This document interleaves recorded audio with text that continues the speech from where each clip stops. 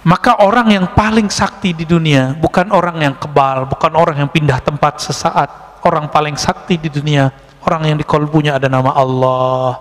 Allah itu. Semakin banyak nama Allah di kolbu, semakin orang ini sakti di sisi Allah, bukan di sisi makhluk Allah. Jadi antum itu nggak sakti kalau nggak bisa nahan kiamat. Kalau cuma bisa nahan-nahan debus doang mah biasa itu. Ya.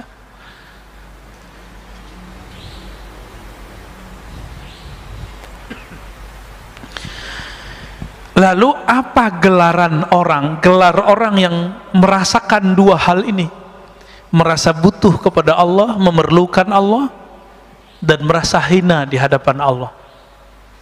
Apa sebutan orang ini? Sebutannya Abdullah, hamba Allah.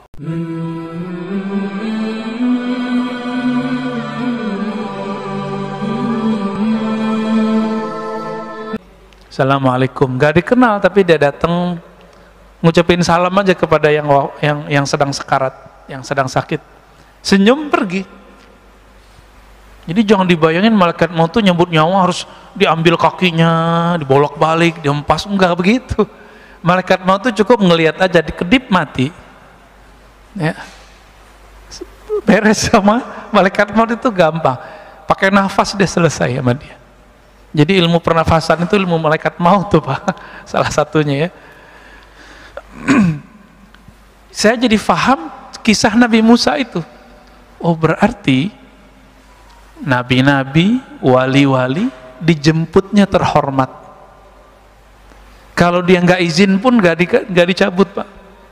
Nabi Musa karena beliau nggak izin, malaikat maut ngikutin time yang sudah ada di Lauh Mahfuz yang kita sebut takdir. Nabi Musa belum mau mati, ditahan dulu sama Allah sampai Nabi Musa mau beliau dicabut nyawanya. Hal itu terjadi juga pada Sayyidina Adam alaihissalam. Beliau lupa, itulah kelupaan pertama di alam semesta. Nabi Allah Adam alaihissalam waktu masih di surga, beliau ditunjukkan print takdir semua keturunan-keturunannya, termasuk kita ini udah lihat sama Nabi Adam. Jadi antum jangan merasa kita ini orang biasa-biasa aja. Nama kita ada di Nabi Adam. Binnya lengkap sama beliau. Ini anak saya nih, ini tanggal sekian, hari Sabtu, musim corona, dia masih ngaji gitu.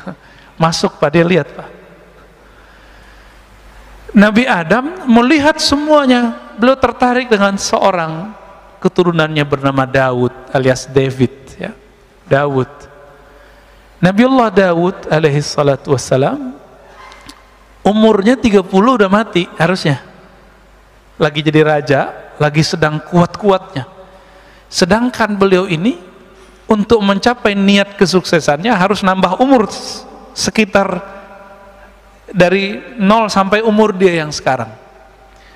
Maka Nabiullah Musa, Nabiullah Adam mengatakan, ya Rabb, ini anakku, cucuku, tujuannya belum sampai.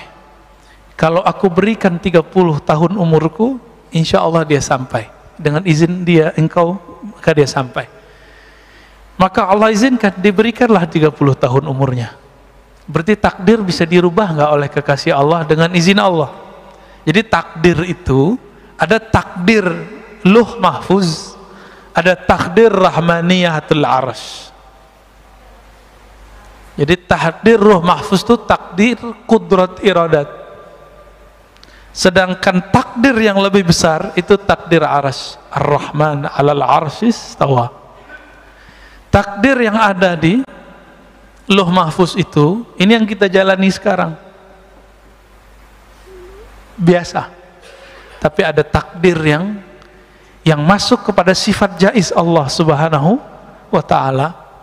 Ini takdir yang Allah tulis di arasnya. Nah, ini beda Pak. Ar-Rahman 'alal 'arsyis tawa. Allah tulis dengan kasih sayangnya. Karena sayangnya Allah tidak terbatas, maka diberikanlah umur tambahan untuk Nabi Daud. Nabi Musa turun ke bumi. Seharusnya umurnya sudah habis sekarang. Datanglah malaikat maut seperti Nabi Musa tadi. Karena Nabi Musa ini Nabi intelektual juga, maka ngajak ngobrol. Kamu siapa? Saya malaikat maut. Mau ngapain? Pura-pura nggak tahu. Saya mau cabut nyawa engkau, kata Nabi Adam. Lah, umur saya masih ada 30 tahun lagi. Beliau lupa sudah memberikan kepada Nabi Daud. Apa kata malaikat maut? Bukankah engkau telah memberikan kepada cucumu? Berarti Nabi Daud belum lahir sudah didapatkan umurnya. Udah dibicarakan di langit, udah dibicarakan di surga, udah dibicarakan di bumi ketika beliau diutus. Terjadi alat, pulang Pak malaikat maut, dipanjangkan lagi tuh umurnya Nabi Adam. Dan itu kelupaan pertama, ya. Begitu Allah kepada kekasih-kekasihnya. Dan kekasih Allah itu masih ada sampai hari ini di bumi. Masih ada Pak hari ini di bumi. Siapa kekasih Allah di bumi yang Allah selalu memandangnya? Ketika orang ini masih ada, Allah biarkan bumi bergerak. La taqumu sa'ah hatta la yuqalu fil ardi Allah, Allah. Tidak terjadi kiamat kerusakan di muka bumi sampai tidak ada lagi yang mengatakan Allah, Allah. Jadi di Lombok lagi rame Pak. Teman-teman saya yang ahlu sunnah punya seorang tuan guru yang mengatakan ada seorang wali Allah kasih tugas jaga gunung gitu. Dianggap musyrik oleh seorang yang tidak mengerti bab ini. Enggak ada yang diurus, yang ngurusin si gunung itu malaikat. Iya, tapi malaikat itu ngurus karena ada yang lebih utama di situ, yaitu seorang waliullah. Apa dalilnya? Itu hadis Muslim yang saya bacakan barusan. Tidak terjadi kiamat sampai tidak ada yang membaca Allah, Allah. Berarti ada wali Allah di gunung itu yang membaca zikir Allah. Apa kata dia? Oh, itu maknanya bukan zikir Allah, Allah. Itu maknanya menghormati hukum Allah.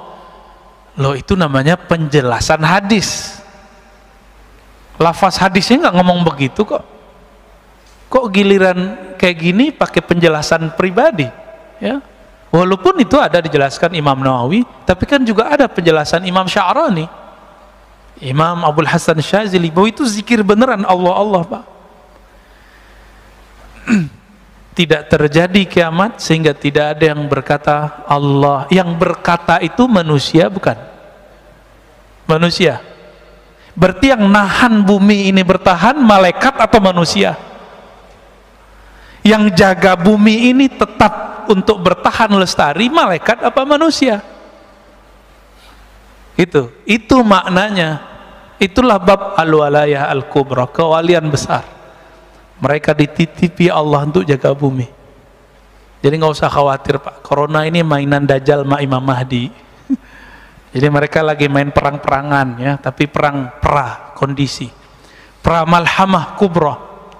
Nanti akan ada satu perperangan besar, barangkali boleh kita sebut perang dunia ketiga.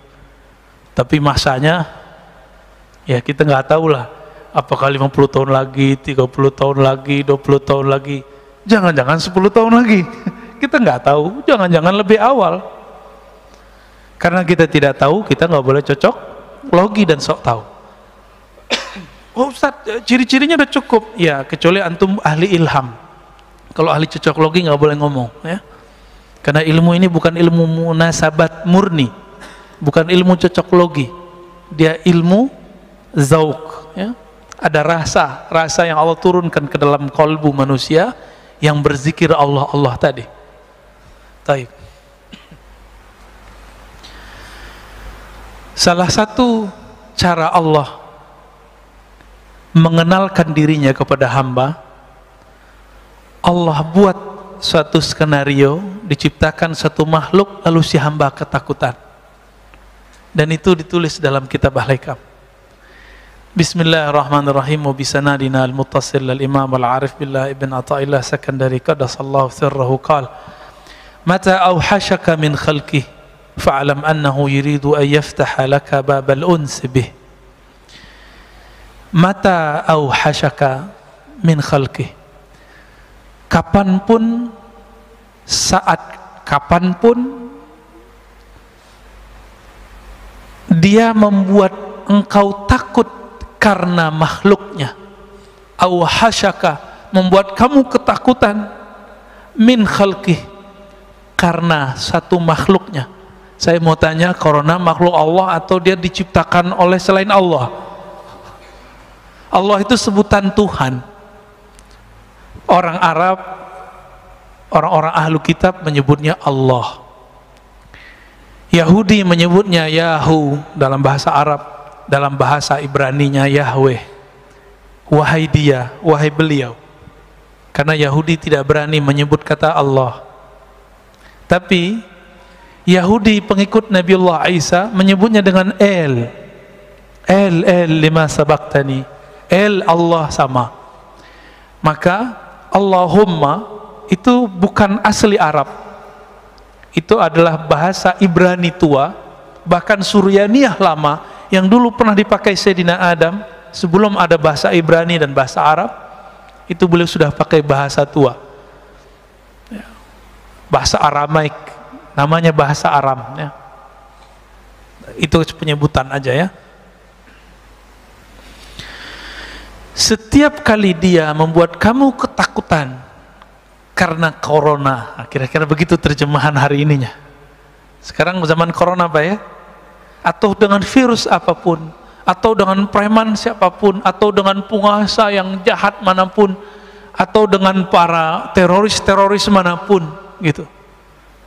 Fa'alam, maka ketahuilah annahu yurid, bahwasannya dia sedang ingin yaftah babal uns, yaftah laka babal uns, membuka bagimu satu pintu ma'rifatullah bernama unsiyah.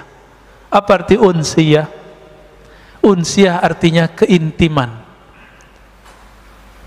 Keintiman. Kadang-kadang orang takut dengan corona, tapi ada yang lebih berbahaya, yang lebih menakutkan. Takut karena maksiat, takut karena pernah bermaksiat. Semua kita pernah maksiat nggak Pak? Bener? Mas, semua kita nggak ada yang nggak bermaksiat, maka nggak usah sok suci. Pernah maksiat nggak? Pernah maksiat. Nggak maksiat mata, maksiat telinga. Nggak maksiat telinga, maksiat lisan. Nggak maksiat lisan, maksiat kalbu. Kalaupun kita nggak maksiat secara zahir, kita maksiat dalam batin. Ustadz, saya nggak pernah iri, oke. Saya nggak pernah sombong, oke. Tapi pernah lupa nggak kepada Allah? Semua kita pernah lupa kepada Allah. Itu dosa juga Pak. Pernah merasa lebih pintar dari orang nggak? Sering, tiap hari ya. Itu dosa apa namanya? Itu dosa besar loh Pak. Kiber. Itu dosa besar, bukan dosa kecil. Saya pernah diizinkan Allah mentalkin seorang ulama. Banyak, ada beberapa ulama-ulama muda, ulama senior. Itu diajak istighfar nggak ada efek. Nggak ada efek. Ayo Ustadz, ayo Pak Kiai, ayo kita istighfar. Nggak ada efek dia. Orang udah nangis-nangis semua, dia nggak nangis-nangis. Ternyata satu masalahnya, dia merasa lebih pintar dari saya. Akhirnya di dalam hati ada ilham masuk, coba ajak istighfar daripada merasa lebih pintar. Maka kita istighfar, astagfirullah, ya Allah ampuni dosaku karena aku merasa lebih pintar daripada orang lain. Langsung Mak nangis. Berarti dosa yang tidak terlihat karena merasa pintar ini lebih susah ditobatkan. Ini mohon maaf nih, yang narkoba gampang Pak tobatnya. Antum tobat, nggak ngulangin, tinggalkan komunitas, Allah terima. Pernah minum khamar, Allah gampang itu.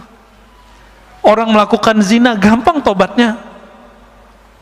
Tapi kalau dosa sombong, susah tobatnya. Antum kalau ada rasa sombong, nggak mau dengerin saya. Maka salah satu ciri-ciri orang sudah tidak sombong, dia mau dengerin orang lain. Maka kepada para ustadz, para da'i, Jangan ceramah mulu, sesekali jadi mustami.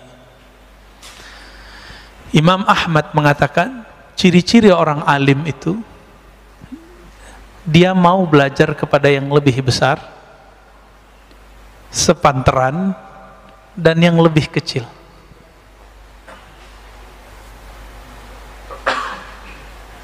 Gimana? Udah pernah belajar sama yang lebih kecil belum? Belum ya? Umurnya, gelarnya, fisiknya, belum ya? Jarang ya? Jarang. Kalau umur sering, tapi kan gelarnya tinggi. Yang umurnya kecil, gelarnya nggak segede kita, Pak. Pernahkah kita mau dengerin? Nah, maka kalau para dai, para ustadz, jangan khutbah mulu tiap bulan. Harus ada 1 kali sebulan dia nggak dengerin khutbah, dia dikhutbahin orang. Nah, syukur-syukur di rumah dikhutbahin bininya ya. Jadi apa yang Allah sedang mau kenalkan kepada kita? Unsiyahnya, keintimannya dengan kita. Uns itu lebih dekat dari qurb, kedekatan. Uns itu sudah mesra. Pernah, ini ilustrasi biar gampang. Anak-anak kita kalau ketakutan dia nyari siapa? Ayahnya. Ayah gitu terus dipeluk kan? Kita gemes ngeliat begitu, dan itu bikin rindu mau pulang ke rumah. Bener ya? Itu bikin rindu, Pak. Kadang-kadang kita gak rindu mamanya ya, yang bapak-bapak ini rindu sama anak kecil ini. Nah, ini namanya uns, kemesraan kalau dia seumuran, keintiman jika dia sudah sangat dekat ya. Keakraban jika dia sudah sangat akrab. Sudah akrab belum dengan Allah? Allah itu ngomong, wa nahnu aqrabu ilaihi min habil warid. Kami ini akrab kok dengan kamu. Kan artinya akrab kan bahasa Arab tuh akrab. Kami ini lebih akrab daripada kamu, daripada dirimu sendiri. Hablul warid. Hablul warid itu kan diri kita sendiri, nggak usah diterjemah harfiah. Maka salah satu nikmat yang Allah berikan saat ini, saat corona ini, adalah nikmat unsiyah. Sebelum keluar doa dulu nggak? Biasanya dulu keluar aja kan. Sekarang ya Allah jaga aku dari corona. Kayaknya kecil amat. Emang virus itu cuma corona? Banyak Pak virus selain corona. Saya nggak kena corona kemarin, kena batuk, kena flu sebulan yang lalu. Sekarang sisa batuk, kering dikit batuk. Ini bukan batuk corona loh Pak ya. Saya udah pernah corona setahun lalu. Ya kalau versi Ustadz Fulan kan kena corona munafik. Berarti saya munafik Pak. Ya nggak usah jauh-jauh nuduh orang munafik, kita munafik. Tapi kan tega amat nuduh begitu. Kiai kita banyak yang meninggal karena corona. Emang mereka munafik? Habis yang bilang munafik kena corona dia. Ya salam.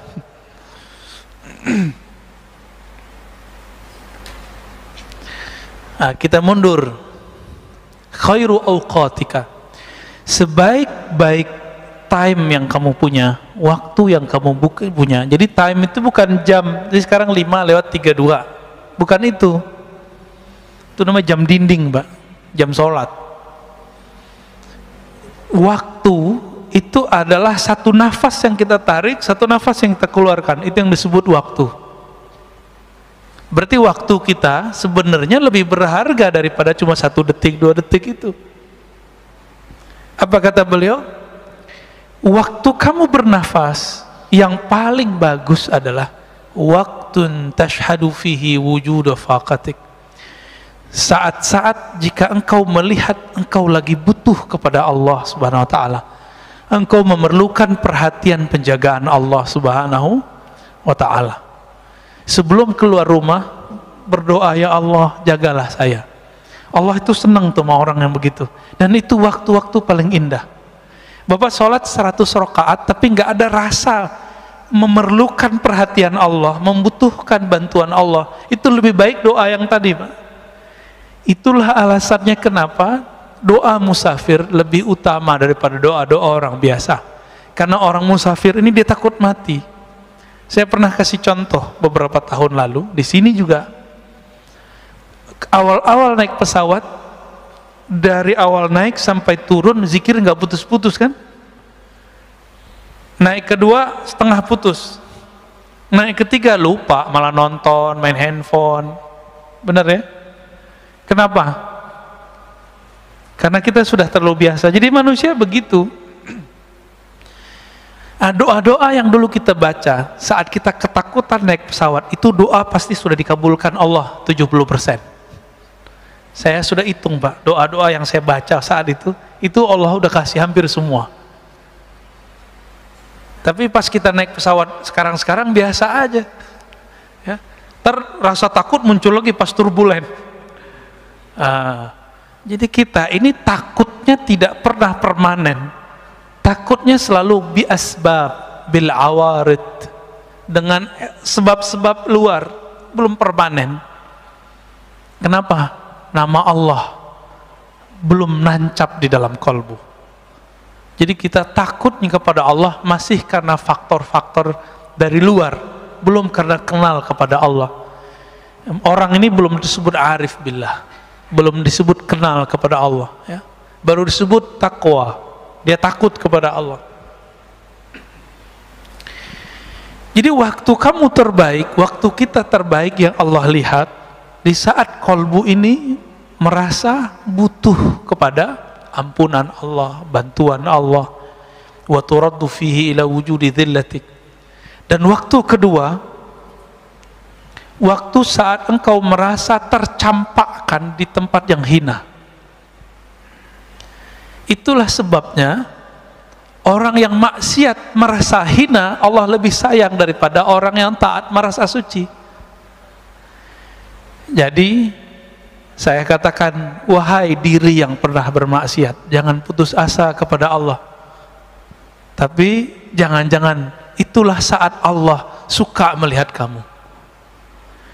Beberapa orang nggak pernah maksiat secara zahir, matanya lalu jaga, tangannya dijaga, semua dijaga. Kalau ngelihat ada orang berdua-dua, dia bilang, ih najis, setan, tengahnya ada setan.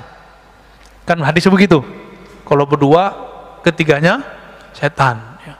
Ada yang buka aurat dikit, ahli neraka. Jadi panitia neraka dia Pak. Kan dia sudah punya daftar ahli neraka, ahli neraka, ahli neraka. Maka Islam yang dia kenal Islam neraka. Ini orang begini ini berbahaya Pak. Sangat-sangat berbahaya. Mungkin dia korban pendidikan neraka ya. Dulu waktu kecilnya orang tuanya bilang sholat, kalau nggak sholat neraka. Nah, digituin dulu kali sama orang tuanya. Ini jangan-jangan nih orang tuanya begini-gini nih. Ini antum horor-horor nih wajahnya. Kalau udah ngaji hikam nggak gitu lagi ngajar anak, ya. Ngajar anak bukan dengan ancaman, ngajar anak dengan pujian dan reward. Kasih dia harapan. Anak soleh bangun. Itu anak kecil lebih senang pada gituin. Anak soleh bangun. Anak papa bangun. Ahli sorga bangun, gitu Pak. Cara bangunin anak itu dia cepat bangun. Tapi kalau kita bilang, kamu nggak sholat neraka lo, gitu ya. Itu anaknya bangun langsung pikiran dia. Anak-anak korban begini nanti jadi patian neraka, ya. Dia sendiri nggak tahu nasib dia gimana kan. Banyak nggak orang begitu hari ini? Banyak. Kita ini buta ya. Betapa tidak buta, setiap surat dalam Al-Quran, cari surat At-Taubah, semua memulai dengan Allah mengenalkan diri dan kata Rahman, Rahim, Rahman, Rahim. Emang nggak baca? Emang nggak dengar? Jangan-jangan kita kal himar yahmilu asfara, ya, seperti himar, ya, binatang himar. Apa terjemahan himar? Keledai, ya, yang dia memikul kitab-kitab, tapi dia nggak tahu apa yang dia pikul. Jangan-jangan begitu. Baca Quran, makanya ini mohon maaf loh Pak ya, ini ngajinya agak beda. Saya itu nggak ngajak orang khataman Quran banyak-banyak seperti Imam Syafi'i. Kan kalau Imam Syafi'i baca Quran ngerti, maka beliau emang afdolnya baca Quran banyak-banyak. Selama 4 tahun di Mesir, beliau khatam 4.000 kali. Itu setahun 1.000. Coba bagi sebulan berapa kali itu? Antum hitung sendiri ya, capek ngitungnya. Ini dari kemarin, dari kecil sampai sekarang, kalau kita hitung khataman, kita nggak nyampe, Pak. Kita didoktrin kurang sempurna. Doktrinnya sudah oke, tapi kurang sempurna. Habis baca Quran, belajar Quran, khataman, berhenti ngaji Quran. Seharusnya langsung masuk ke ngaji makna Quran. Dulu waktu saya masih MTSN, SMP, selesai khataman, saya belajar ke kampung di seberang. Jadi kita ada 20 menit ke sana. Saya ketemu seorang buya, seorang ulama, dia ngajarin terjemahan Quran. Setiap Rabu malam Kamis kita belajar nerjemah. Karena keberkahan itulah saya bisa baca kitab sekarang. Ya. Padahal nggak nyantri seperti teman-teman pesantren ya. Saya nggak nyantrinya di surau aja, pindah surau gitu-gitu aja udah. Nggak pernah nyantri seperti teman-teman kecuali setelah kuliah. Pas kuliah baru saya masuk pesantren. Ya. Tapi teman-teman di pesantren karena korban pendidikan kurikulum neraka, ya, kurikulum ikop, dikit-dikit diikop, akhirnya udah nyantri 6-7 tahun gak bisa baca kitab karena sekolahnya tegang. Sekolah itu harus tenang, anak-anak terus cinta. Jadi ketika beberapa tahun setelah saya bisa baca kitab, teman-teman yang belajar kitab gak bisa baca kitab Pak dari pesantren. Nanya, enti kok bisa baca kitab, tipsnya apa? Jawaban saya cuma satu, cinta. Kamu sudah cinta belum dengan kitab yang kamu pelajari? Sudah cinta belum dengan guru yang ngajarin kamu? Jadi saya nggak pernah ngapalin Pak selama berapa tuh ya, 6 tahun itu bahasa Arab nggak ngapalin. Anak kelas 3 ya, mau mereka ujian, itu mereka datang mau murojaah kitab dengan saya. Padahal kita baru kelas 1 dan kelas 2.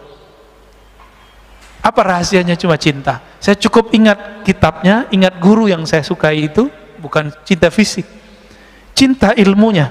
Itu langsung ingat semua terjemahannya, maknanya, lembaran-lembarannya.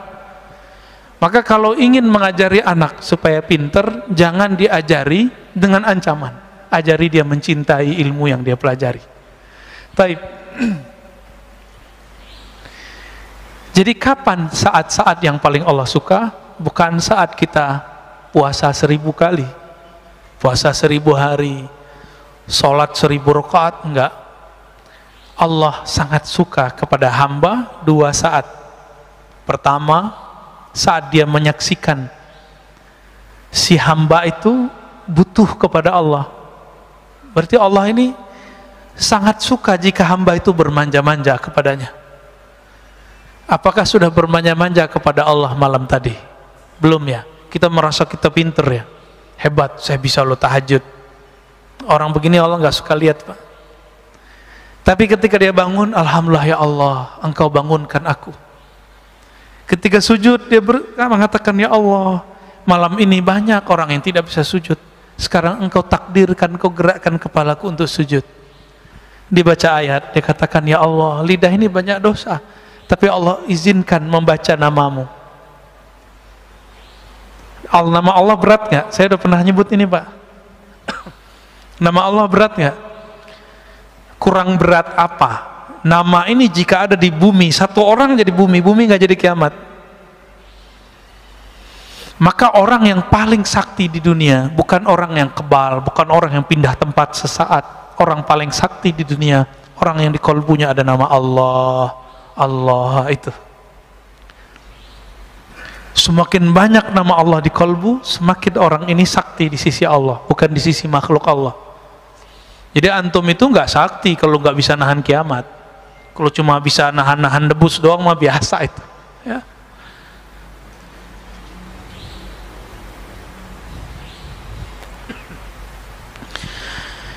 Lalu apa gelaran orang? Gelar orang yang merasakan 2 hal ini.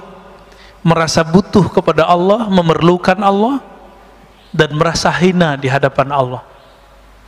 Apa sebutan orang ini?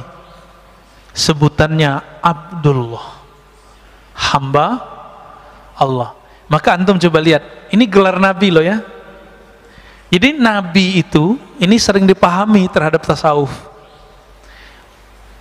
Orang nuduh Imam Al-Hakim At-Tirmizi, ahli hadis yang sufi, Ibn Arabi yang sufi, mengatakan wali lebih tinggi dari kenabiannya. Karena setiap nabi itu pasti wali, setiap rasul pasti nabi. Kewalian itu inti dari seorang nabi. Ala inna awliya Allah la khaufun alaihim wa la hum yahzanun. Ketahuilah sungguhnya wali-wali Allah. Apa arti wali Allah? Kekasih. Maka kewalian itu artinya kekasih. Bab cintanya seorang wali itu lebih tinggi daripada bab nubuatnya, gitu maksudnya. Bukan berarti seorang wali yang bukan nabi lebih tinggi daripada seorang nabi. Itu keliru besar, nggak ada begitu di kitab Fususul Hikam. Imam Ibn Arabi tidak pernah mengatakan itu. Tanda orang yang menuduh Ibn Arabi mengatakan nabi lebih mulia, wali lebih mulia daripada nabi, dia tidak khatam satu kitab tipis, separuh kitab ini Pak, kitabnya Fususul Hikam judulnya. Kitab tipis saja nggak khatam, gimana kitab yang 9 jilid Al-Futuhat Al-Makkiyah? Terus nuduh. Jadi betapa banyak hari ini orang-orang yang sudah alim dan satu ilmu, tapi dia bodoh dalam ilmu lain, lalu dia tolak ilmu itu.